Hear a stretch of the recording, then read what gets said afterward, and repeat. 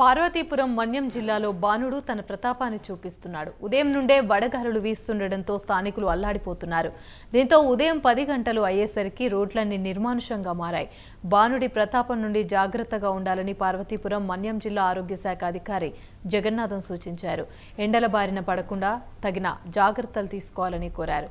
మధ్యాహ్న సమయంలో బయటకి రావద్దన్నారు. వడదెబ్బ తగిలింది అనుమానం వస్తే స్థానికంగా ఉన్న PHCలో వైద్యం చేయించుకోవాలన్నారు.